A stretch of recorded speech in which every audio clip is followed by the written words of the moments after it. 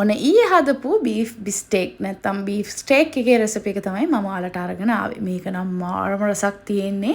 මේකට ගැළපෙන මෙනු එක තමයි අර පොඩි හාලේ බතට හරි සම්බ හාලේ බතට හරි හින්දපු පරිප්පුවක් තමයි නියමයට ගැළපෙන්නේ. මුලින්ම බීෆ් ටික මම පොඩි කෑලි වලට කපාගෙන ඒකට ලුණු කුඩු, ඒ වගේම කහ කුඩු ටිකක් සහ ගම්බිරිස් කුඩු එකතු කරගත්තා. කහ කුඩු තේ හැඳි භාගයක් වගේ වෙන්න එකතු කරගත්තා.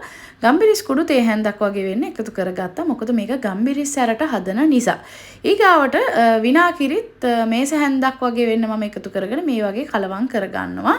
මම මේකට අලුතෙන් වතුර එකතු කරන්නේ නැහැ. අර බීෆ් හොදපු වෙලාවෙත් වතුර යාන්තම් තිබ්බා. ඒ වගේම විනාකිරි බීෆ් වල වතුරෙනුයි තමයි මම මේක තැම්බෙන්න තියන්නේ. ඉතින් මෙන්න මේ විදියට අර මැරිනේට් කරපු ටික මම තැම්බෙන්න තියනවා පියනෙන් වහලා. ඉතින් විනාඩි 3ක් විතර යනකොට වතුර උනන්න පටන් ගන්නවා. බීෆ් වල තියෙන වතුරත් උනනවා. ඉතින් ඔයාලට තියෙන්නේ මේ වතුර ටිකක් තික් වෙනකම් මේක සැරෙන් සැරේ පියනෙන් වහලා උයා ගන්න. ඒ කියන්නේ තඹ ගන්න. ඔක්කොම විනාඩි 15ක් විතර තඹ ගත්තම ඇති. ඉතින් දැන් ආයෙමත් තව විනාඩි 10කින් විතර බලනකොට මෙන්න මේ වගේ වතුර හොඳටම උනලා තියෙනවා. ඉතින් තව විනාඩි 5ක් විතර මේක ලිපේ තියන්න ඕනේ. ඒ තියනකොට ඔයාලට බලා ගන්න පුළුවන් මේ ග්‍රේවි එක තික් වේගෙන එනවා. මෙන්න මේ වගේ අර වතුර ගතිය අඩු වෙලා ග්‍රේවි එක හොඳට ඝන වෙලා තියෙනවා. ඉතින් මේ වෙලාවේදී ඔයාලට පුළුවන් මේක ලිපෙන් අයින් කරගන්න. ඒ අතරේ මම ලෑස්ති කරගත්තා අර බීෆ් වල ග්‍රේවි එකත් මේ විදිහට එකතු කරලා මේක අයින් කරලා ඒ භාජනයෙන් මම ලිපේ තිබ්බා. ඒ වගේම රම්පේ, කරපිංචා ටිකක් වැඩිපුර සුදු ලූණු, නයි මිරිස්, ඒ වගේම මාළු මිරිසුයි ලූණු මේ වගේ ලොකුවට කපලයි ලෑස්ති කරගත්තා. ඒ අතර බීෆ් ටික තඹපු භාජනයේම ලිපේ තියලා ඒකට පොල් තෙල් මේ වගේ ටිකක් මම එකතු කරගන්නවා. ඊගාවට තෙල් ටික රත් වෙනකොට මම මේකට එකතු කරගන්නවා අබ ඇට. අබ ඇට තේ හැඳි කාලක් වගේ වෙන්න එකතු කරගත්තම ඇති. අබ ඇට ටික එකතු කරගෙන මම ඒකටම එකතු කරගන්නවා කුරුඳු කුඩු. කුරුඳු කුඩු නැත්තම් කුරුඳු කෑලි වලට එකතු කරගන්න පුළුවන්.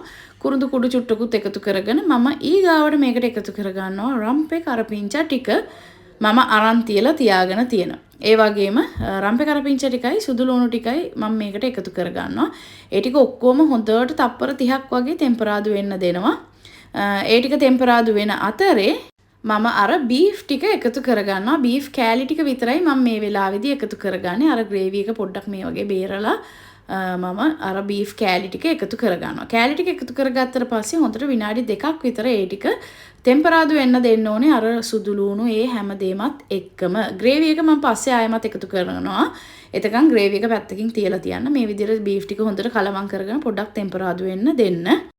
විනාඩි 2ක් විතර මේ වගේ බීෆ් ටික ටෙම්පරාදු වුණාට පස්සේ මම අර ග්‍රේවි එක එකතු කරගන්නවා. මම හිතන්නේ මේ ග්‍රේවි එකකින් තමයි ගොඩාක් රස එකතු වෙන්නේ අපේ මේ බීෆ් ස්ටේක් එකට. ඉතින් මේ වගේ ග්‍රේවි එකත් එකතු කරගත්තට පස්සේ ඒකත් හොඳට මේ වගේ කලවම් කරගන්නවා. කලවම් කරගෙන මම මේකට එකතු කරගන්නවා ගම්මිරිස් කුඩු තව තේ හැන්දක් වගේ වෙන්න. ඉතින් මේක සැරට කන්න හදන කෑමක්. ඉතින් ඔයාලට සැර ඕනේ නැත්තම් ඔයාලට ගම්මිරිස් එකතු කරන්න නැතුව ඉන්න පුළුවන්.